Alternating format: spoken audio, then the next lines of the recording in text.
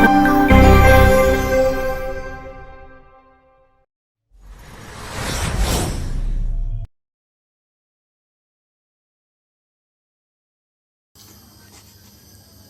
Swastiastu. Hai, perkenalkan nama saya Ikadek Agus Sanjaya. Saya dari SMP Negeri 1 Atap 1 Tapak Siring. Kali ini saya akan membawakan teater monolog Nini, karya Mo Satriwela. Selamat menyaksikan. Terima kasih. Om Santi, Santi, Santi. Nini, karya Mo Satriwela. Sesosok perempuan terduduk, bersenandung lirih pedih. Ia sendiri, usianya baru 30 tahunan. Namun, gurat wajah yang lelah tak mampu bersembunyi atau lari.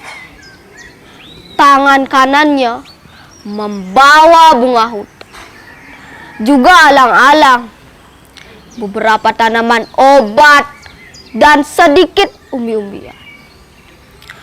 Perempuan itu bersenandung lirih, matanya menerawang ke ujung pepohonan, di mana angan-angan bersarang.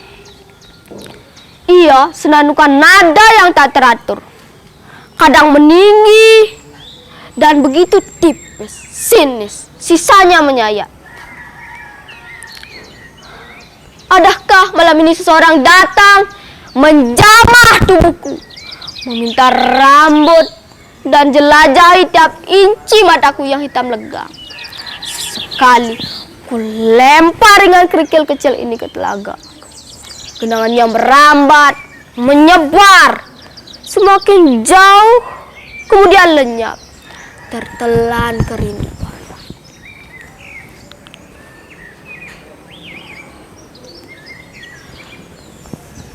Oh, para dewa, sungguh hidup hanyalah suntai rambut yang memanjang, tipis, kemudian terserabut. Oh dewa, di manakah kau sembunyikan keabadian dan keadilan? Aku hambamu yang malam ini tak kuasa memetik gemintang, hanya sunyi yang merangkulku tiap malam. Malam kerap datang tanpa bayang, malam yang menjadi suami sekaligus juga anak. Kubisikkan pada kunang-kunang, sebuah desa yang dikutuk langit, sebuah desa yang dulu pernah memupukku menjadi bunga. Kudengar niniku memanggil, "Pratni, cepat kau petik dan rangkai bunga-bunga ini sebelum layu dan lapuk. Ingat, jangan sampai ada kelopak yang terbuang. Itu semua uang." Dulu mataku bercahaya, rambutku legam, usiaku baru belasan. Namun aku telah menjadi bunga desa para kumbang. Akulah yang kerap memekarkan bunga, mewarnai langit dengan pelangi, menyapu angkasa dengan jingga senja, dan menyemai bintang-bintang malam untuk kupersembahkan kepada penduduk desa. Burung-burung bernyanyi karenaku, ikan dan rumputan menari untukku. Penduduk desa yakin dan percaya, dimanapun aku berada, segala kemurungan sirna, segala kegundahan terobati. Di sebuah gubuk kecil di ujung desa ini, aku dan nenekku tinggal. Tidak seperti penduduk lain yang kebanyakan bertani. Kami mempertahankan hidup dari menjual bunga. Tentunya bunga yang dipelihara dengan cinta. Walau bunga hutan sekalipun akan memancarkan cahaya. Di tanganku, bunga yang hampir mati tak selamatkan. Di tanganku, rumput yang merana bahagia.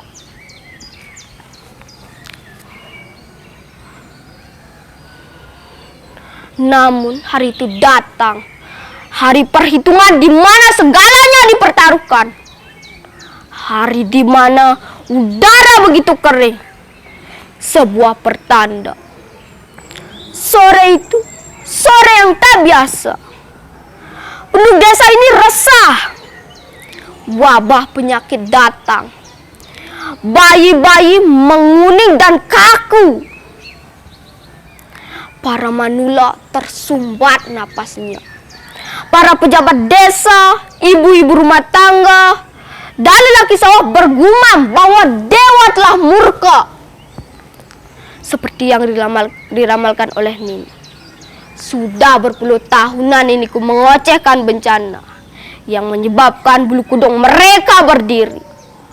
Ocehan tentang kealutan, ramalan kengerian akan melanda. Kelaparan, kematian, dan malapetaka datang berganti silih tiada henti. Tak ada yang percaya ocehan ini. Desa mulai gerah akan ulahnya. Hingga kami berdua dikucilkan, terbuang di ujung telaga ini, di antara bunga-bunga ini, di antara batu-batu yang mengubur masa laluku.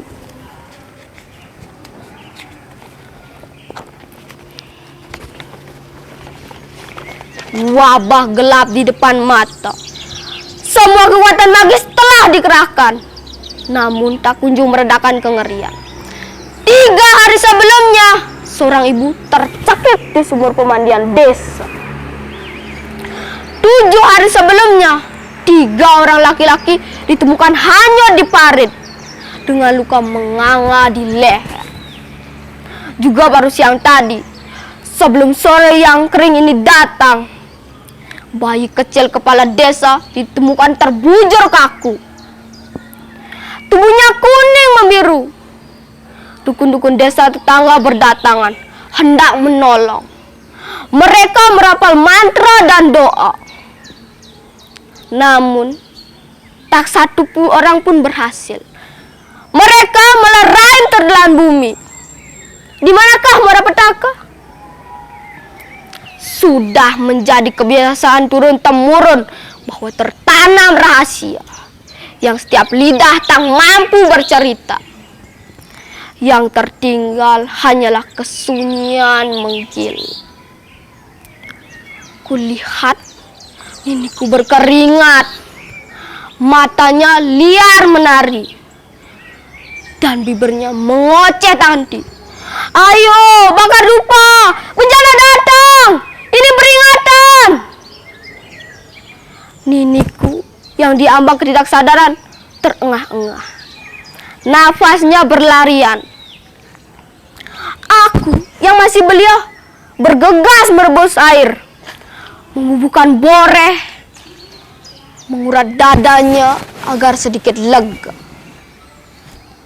Memang bertahun-tahun ini Nini mengoceh, namun tak satupun penduduk desa mau percaya dan peduli. Mereka menutup telinga rapat-rapat, membuka ingatan dan membiarkan keadaan berlalu begitu saja. Toh tak terjadi apa-apa, seperti yang diramalkan oleh Nini, bahwa malapetaka akan datang, bahwa kegelapan akan mengarungi desa. Keadaan baik-baik saja, pasar tetap saja ramai, dan segala kegiatan warga berjalan seperti sedia kala. Namun kali ini berbeda. Sore itu begitu kering. Sebelumnya, 2 keluarga berduka karena anak-anak mereka terjerat tali layangan yang mereka pasang sendiri di halaman rumah. 4 hari sebelumnya, seorang lelaki berpelut buncit terpenggal kepalanya sehabis menonton layar tancap. Ususnya terburai, celananya penuh darah. Senja merayap cepat. Gelap mengintai menyergap desa yang kini berduka. Akankah ini ramalan ini?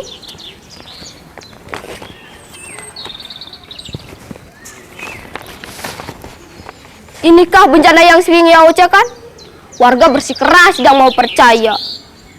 Namun mereka tak sanggup menipu diri bahwa mayat-mayat telah menggunung, bahwa darah menggenang di mana-mana, di parit, di sumur, di selokan, di kendi-kendi, tempat air minum, dan di mata yang liar yang takut maut menjemput. Saat itu penduduk desa berkumpul, ramai berdebat.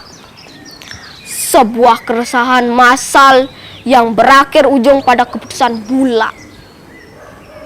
Aku dan nenekku harus disingkirkan. Kami pun diusir. Kami dibuang ke utara, menjauh dari mereka. Di sebuah telaga yang jarang dijamah, telaga terlentang tempat orang buangan. Namun anehnya, selepas kepergian kami, wabah di desa ini tak kunjung sirna. Malapetaka mengintip di sela-sela dedaunan, merayap tiap dinding rumah, di setiap napas yang dihembuskan, di setiap keringat yang bertetesan. Mata penduduk desa berkilap tajam, menusuk liar. Mereka sudah muak, letih diburu pisau dewa maut. Tubuh mereka mengurus drastis, tinggal tulang dan kecemasan yang maha hebat. Dari jarak bermil-mil mereka mengular membawa obor menuju ujung telaga, menuju gubuk kami. Hai nenek busuk, keluar kau dari gubuk reanmu itu, atau akan kami bakar sekarang juga. Lihat apa kau lakukan. Kami kehilangan anak dan juga istri dan suami-suami kami. Dengan paksa mereka mendobrak pintu gubuk kami yang rentak.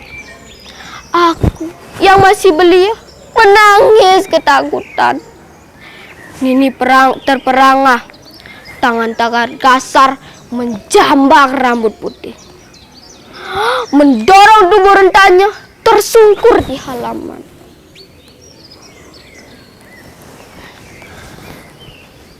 Hai Nini bangsat, lihat karena ocehanmu bertahun-tahun, desa ini jadi benar-benar tertimpa bencana. Kau harus bertanggung jawab. Cepat pedang lidahnya. Membabi buta, mereka memegang tangan dan kaki Nini yang meronta-ronta. Nini tak berhenti mengoceh. Ini kutukan, cepatlah kalian bakar dupa. Sungguh ini kutukan. Namun tak ada yang mendengar. Mereka ramai-ramai memotong lidah Nini hingga putus menggenaskan. Lidah yang dipercaya menjadi sumber malapetaka. Lidah yang meresahkan warga selama bertahun-tahun. Lidah yang karena ucapannya kengerian melanda. Lidah itu kini telah terpotong habis. Aku yang masih belia bersimbah darah memeluk Nini yang tersengal-sengal menahan perih. Mereka puas terbebas dari maut ganas. Saat Nini mati di pelukanku. Mereka gelar pesta gembira. Perayaan atas akhir drama mencekam yang menghantui hidup bertahun-tahun. Aku kehilangan kesadaran, terguncang. Tak ada lagi kupu-kupu di mataku. Senyum bunga yang dulu bertabur kini sirna. Kelopangnya jatuh satu persatu, menghitam lega. Kubur ini tepat di ujung telaga. Ku tanami bunga liar. Ku nyanyikan kidung kesukaannya. Ku antar ia dalam upacara keberangkatan, meninggalkanku sendiri, menghitung batu-batu dalam kegelapan.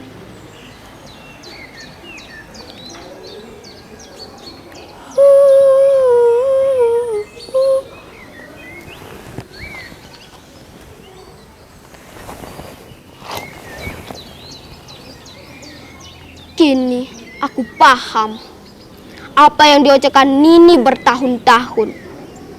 Aku paham bahwa bukan kebenaran yang takut didengar, melainkan ketakutan melihat wajah sendiri saat bertatapan dengan kebenaran.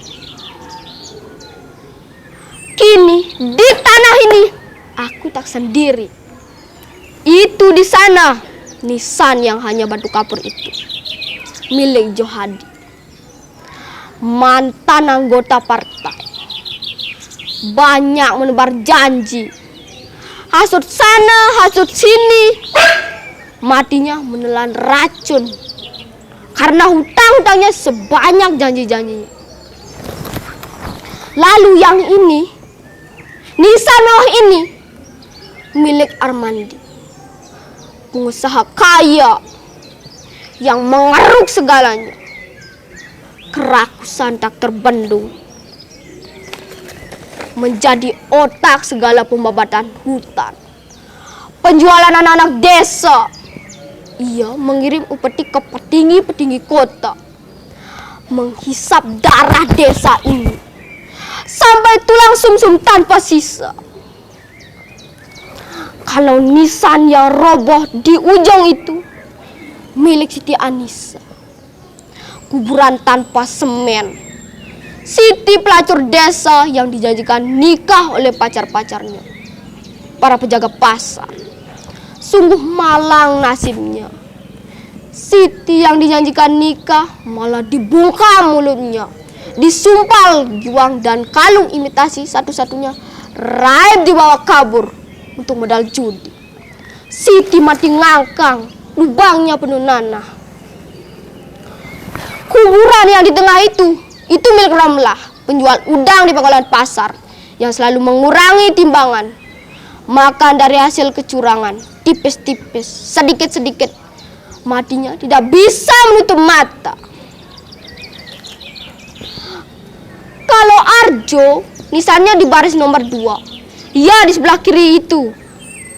Arjo dibantai habis-habisan karena jadi jual vaksin gila-gilaan.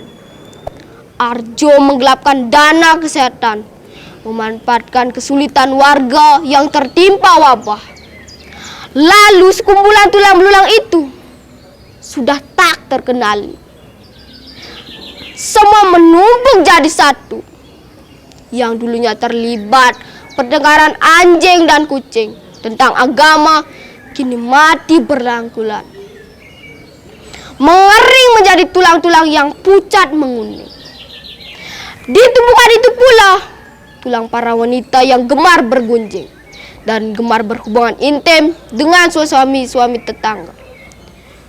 Juga para laki tua yang sibuk menenggak tuap, menghisap payudara anak-anak gadis. Lalu anak-anak lelaki yang gemar sabung ayam dan meniru wanita setengah baya yang ditinggal suami-suami berjudi. Perzinahan dan pencurian di mana-mana. Di desa ini pula aborsi di mana-mana. Mereka buta, tak ada yang bakar dupa. Hati menghitam legam, selegam rambutku, selegam mata.